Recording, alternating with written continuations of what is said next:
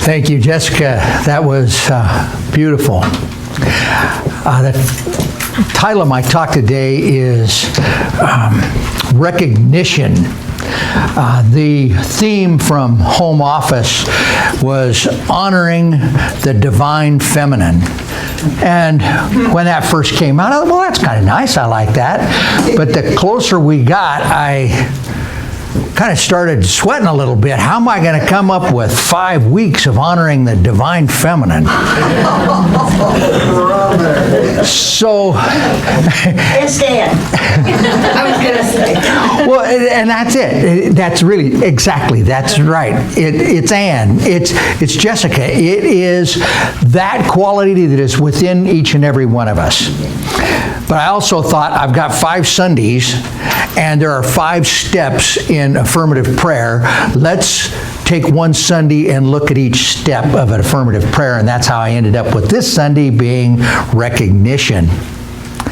But I do want to recognize each and every one of you here today for being here.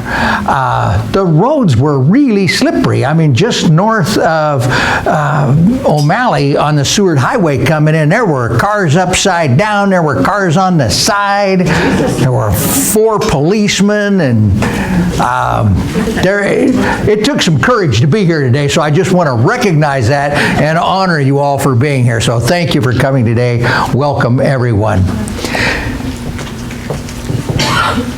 As I sat with this idea of honoring the divine feminine, what really came to me is that divine presence is indeed within each and every one of us all the time.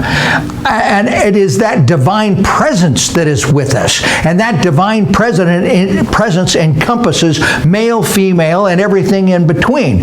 The divine presence, God, I don't think has a real big care and understanding for male or female. It just is what it is. We need male and female to repopulate the earth, but beyond that, I don't think God, Spirit, whatever you want to call it, really cares too much about it. It's just a different way of expression. Like some people have brown eyes, some people have blue eyes, some people have dark skin, some people have light skin. It's all part of the infinite inclusivity that is God. Gender is unimportant, it just is. God's Spirit is not man or woman, it is all of everything. As I looked back to try and come up with some sort of a spiritual foundation to lay this out, I came across the concept in Judaism and their terminology, El being the masculine, not unlike our Spanish friends, El being the masculine, Aloha being the feminine. That's not Aloha Hawaii, that is Eloah being feminine. And then Elohim is the plural. And that's a really interesting word because it takes that term aloha, which is the very, very feminine, and tacks onto it a very, very masculine suffix, Elohim. So it encompasses both the masculine and feminine, and that was the term that was used to refer to God, was Elohim, encompassing both the masculine and the feminine. Yet in the translation to English, it all got lumped together somehow, and we used the word God, and that somehow became masculine. He, our Father, which is in heaven. And I don't think that was the real intent of the beginning of Judaism, of the Hebrews. I think that their term for their God was an androgynous thing. And by androgynous, as Ann pointed out, means both male and female. We can look at that through the eyes of Old English. The Old English had the word where, and that represented the male. The word with represented the female, and the word man was for both. And so when, that extended all the way up, Old English through Ernest Holmes' time, when Ernest Holmes talked about mankind, he wasn't talking about those with male sexual characteristics. He was talking about mankind, all of human being. So the terms have changed. And so in looking at that, I think that it is important that we do honor that part of us that is divine, that part of us that is divine feminine, divine masculine. And we all have all of that within us all the time. Not all of us can sing like Jessica, but we can all appreciate it. And we can all resonate with it, and we can love it and know it. Not all of us can do all of the things that each one of us have a great talent for. But we can all appreciate it, and we can honor it. And so that today, I think it's appropriate for us to honor that divine feminine that is within each and every one of us. And I think it's fitting too today to honor and to recognize who we are as a spiritual community. So I took some notes and I did some stuff during the convention to bring back and share with you and to give everybody here an idea of who we are and how we stand in this big organization called the Centers for Spiritual Living. I think there may be some people out there that don't realize that we are part of a larger organization.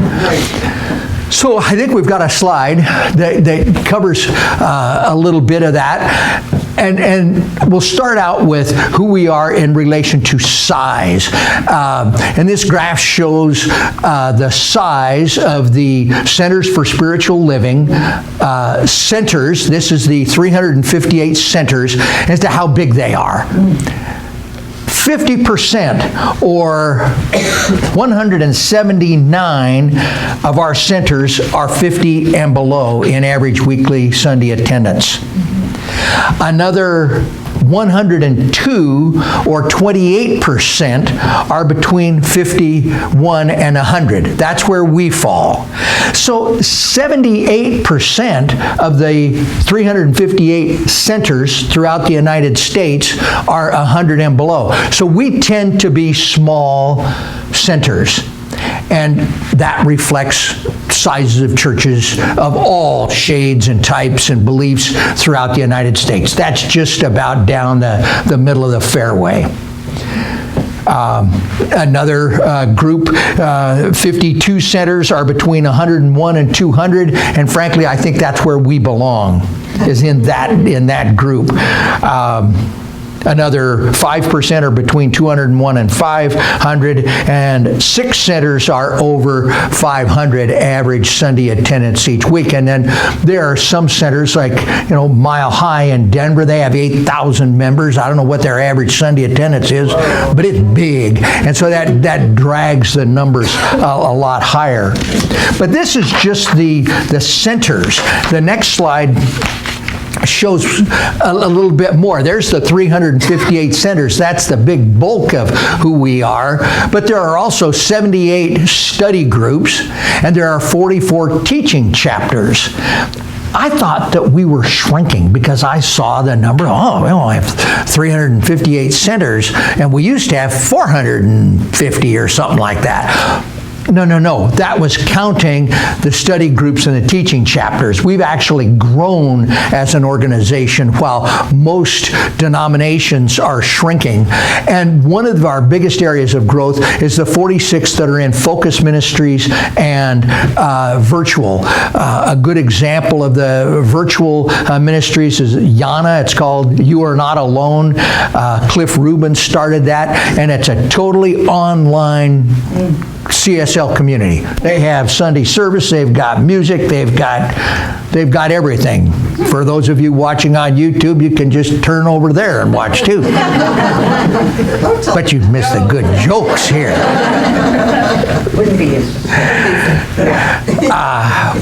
And I think it's at a weird hour. I think you'd have to get up at like 6 or something because he's back east.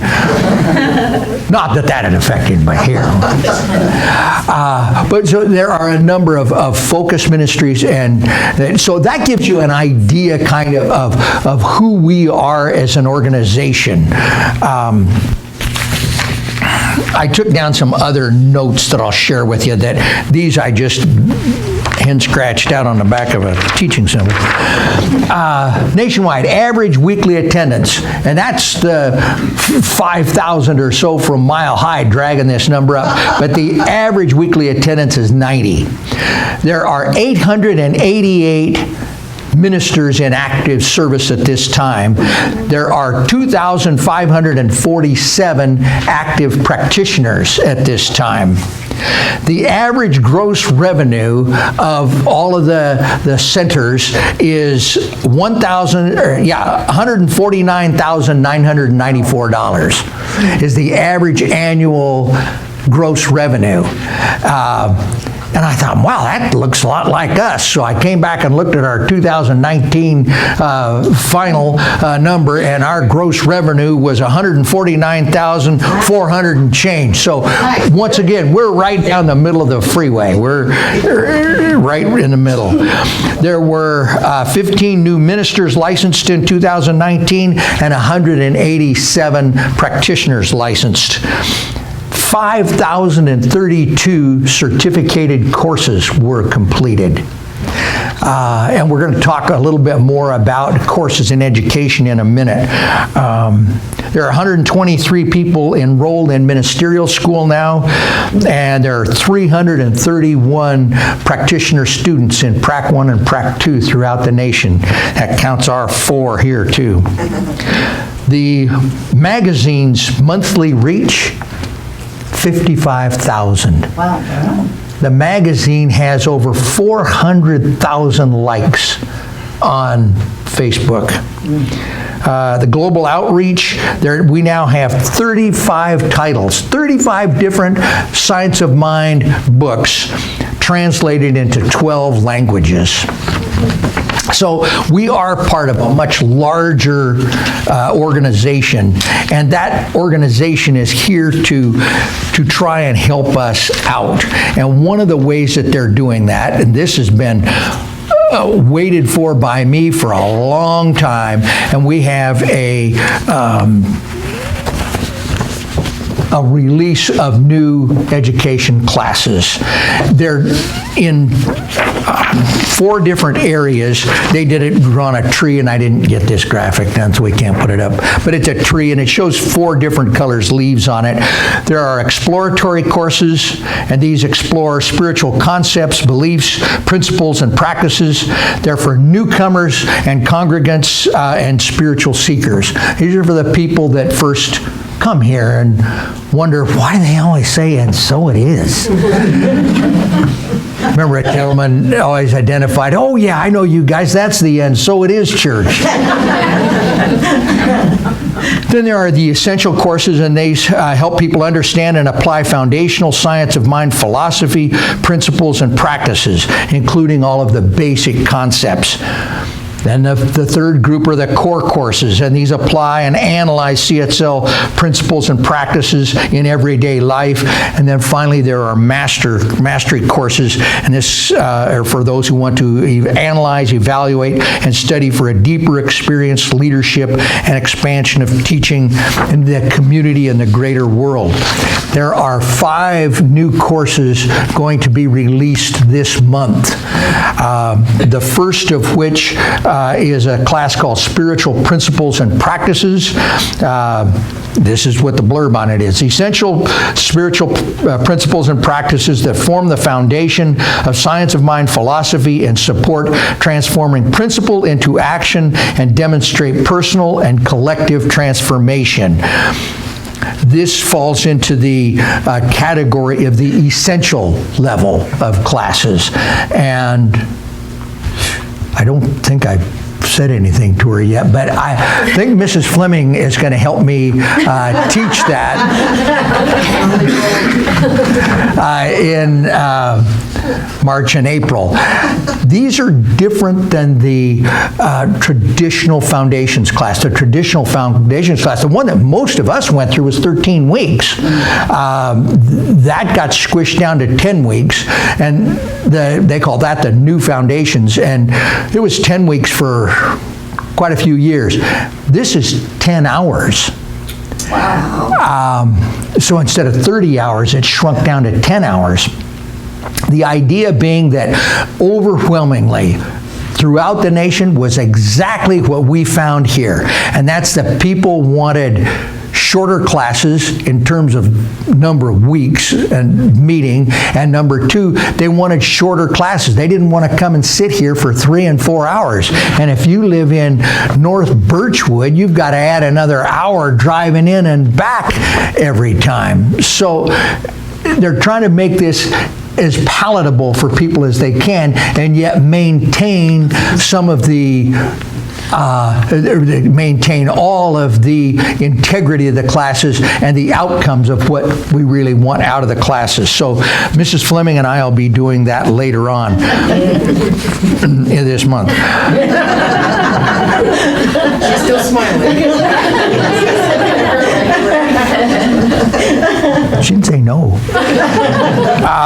There's another class called Mental Equivalence, Essential Methods for Transforming Intentions from Desire to Demonstration, using mental equivalence to transform undesirable conditions and to co-create. So how did you really get your hands dirty, changing your life? And then one that I think will really be popular, Revealing Wholeness is the title of it. Essential application of science of mind principles and practices to the interrelationship between spirit, mind, and body.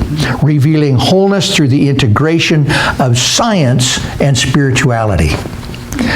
There will be also 2 exploratory level classes, the key to consciousness for personal spiritual growth and the keys to consciousness for collective spiritual growth.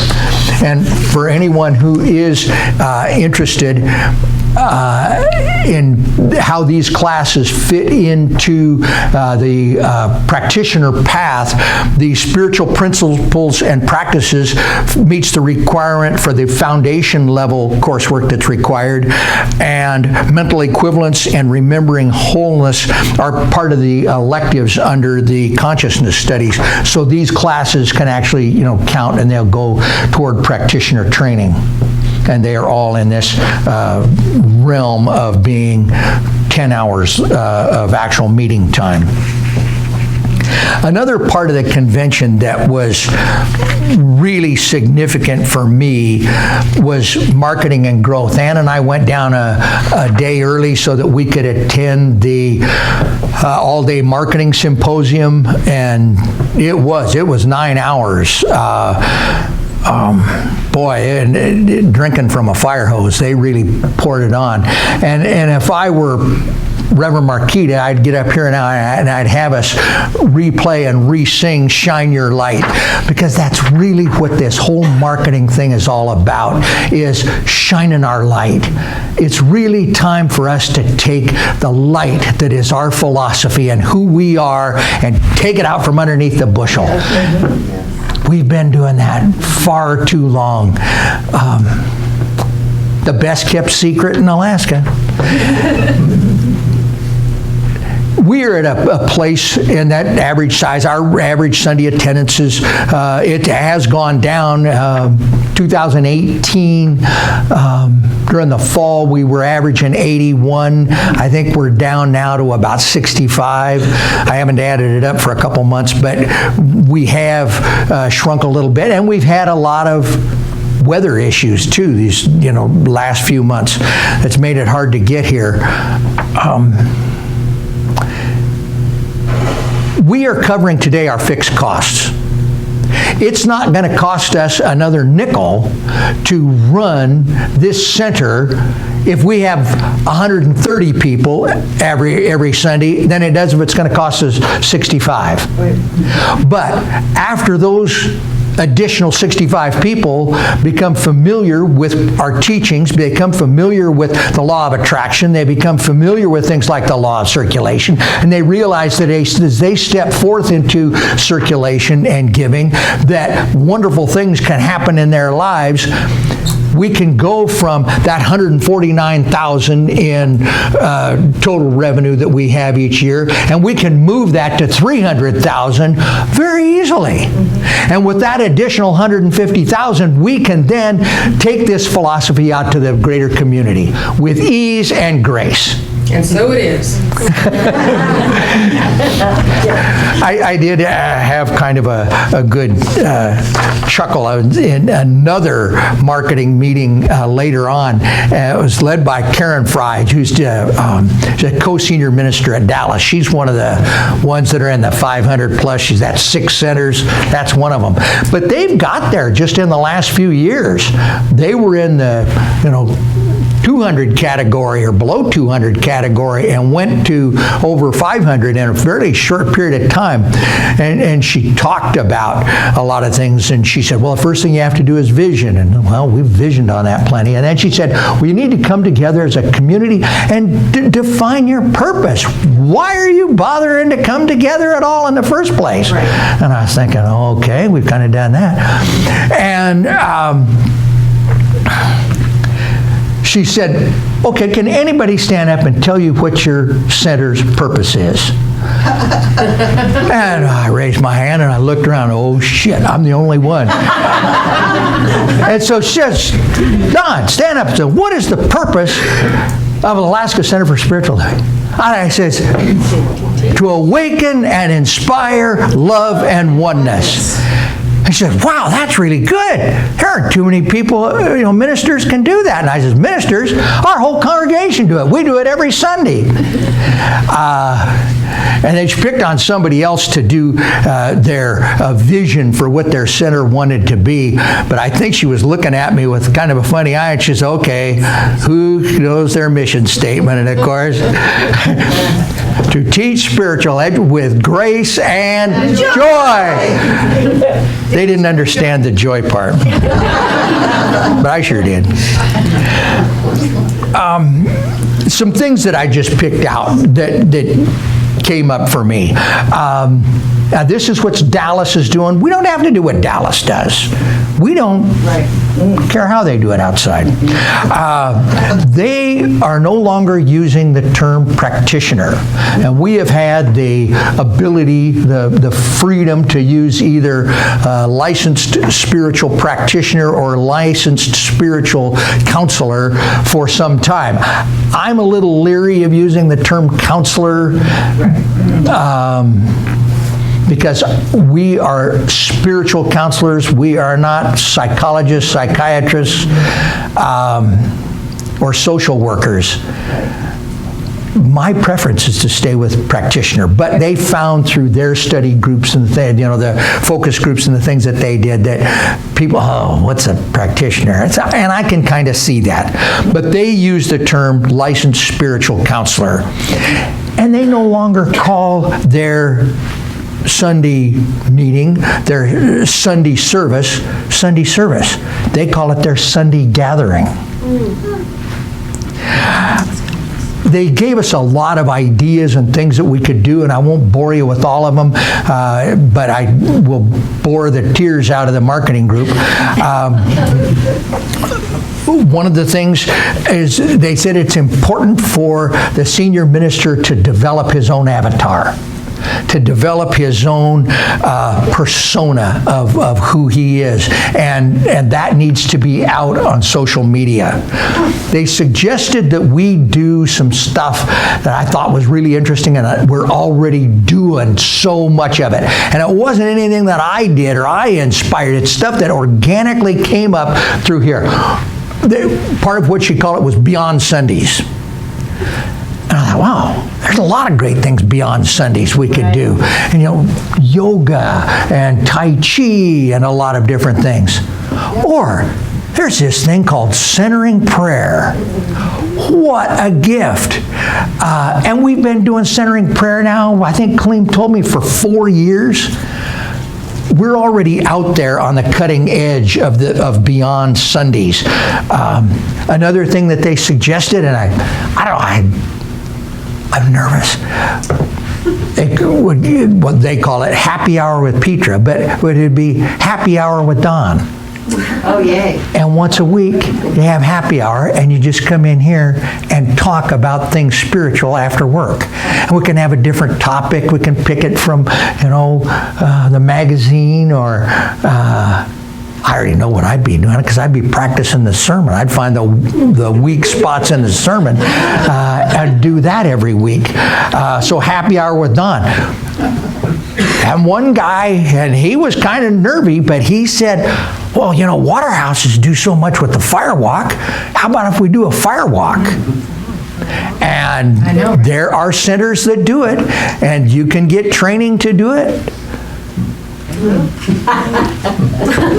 What's better for advertisement of our center or our calendars? I'm giving calendars out and people love them. Okay. And I think that's marvelous. Well, thanks to Laurel and the rest of the team that did the calendars. That's a great point, Betty. That's awesome. They also brought up an idea that, and big centers do this too. Dallas is one of them. I think Seattle does something like that. Kathy Ann, hers is another one of the mega churches. And that is a Q&A after service with the minister. Everybody, I think you all know, I am committed to having everybody out of here by noon. That's one of the things that, for me growing up, was never ending. I thought those people had never shut up. Right. Get in, get God, and get out. And so I'm focused on getting everybody out of here by noon. But there are some people that have more questions. They want to do stuff. And so they've got a Q&A with the minister after Sunday service. So who would like to have a Q&A after Sunday service with the minister? Well, there's a few. Holy mackerel. Well, maybe we'll give it a try. We'll give it a try. After the food, though? Yeah, after the food. And if I'm doing the talk, it's after the coffee, too. The last thing we're going to do, and we are in the process of looking for and really trying to make the right decision on a new admin person. Carrie has been so wonderful. She was offered a position, full-time, raise in pay, 401k with matching by the employer. I mean, it was everything. And yet she's come in nights, and she's done, the bank deposits. She's keeping up on the other stuff. I noticed the bulletins for March were all done. And so many thanks to Carrie for doing stuff. So we're trying to make sure we have exactly the right person. But there is a series of things that are out from home office. And it's called Advance and Thrive, and it's a technology series. And so I'm hoping that my Kim Squareds can help, and we can look at these. This month is Podcasting 101, and it's about an hour. You go into a Zoom room, and you got a link. We can get here, and we can watch Podcasting 101. April is creating powerful memes, and it's being powerful and up-leveling graphics to tell our center's story. May is making the most of Facebook. Now that you're creating powerful memes, you can post them on Facebook. June is Live Stream the Dream. I'm not sure about live streaming, but some centers are having great effect with it. It's a way for communities to widen their audience. August is Unlocking the Power of Instagram. September, Finding New Members Through Twitter. I don't see me tweeting, but you never know. And then October is the Master of Meetup. So we're going to be looking at all these different ways to take the bushel off the light and to allow the room to experience the light that we have from the lamp that's on the pedestal. So that's a lot of what I got out of the conference. I think this is about our 12th one that we've been to. And before that, I was at a lot of GE conferences. And this may have been the best. It was just so much information in such a short amount of time. When Lynn and Marion went with us to the last one before, we were able to split up and fan out because there'd be 4 or 5 workshops going at the same time, and you'd have to pick. And sometimes it was really tough picking between 2, and you'd have to miss one that you really wanted to attend. They do have videos of them, but it's not the same as being there. Kind of like you on YouTube that are watching now. It's not the same as being here. Had to get that in. So that's kind of a synopsis of what I experienced at the convention. What I want everybody to take away today is that the divine feminine that rests within each and every one of us and is expressed through us, regardless of your gender, is always there. And it is within this center. And it is up to us to allow that light to shine. It is up to us to allow these principles, which have made most of our lives a whole lot better, to spread out into the world. And we've got a big assist in doing that now. I have never been so energized by home office and what they're putting out now. And we were able to make some friends and talk to some people that I didn't know before. They were only names and a picture on the home office staff. And now I have a relationship with them. We've got that going for us. And that's what I want you to know, that it's time for us to collectively, as a congregation, to get off the dime and start doing it.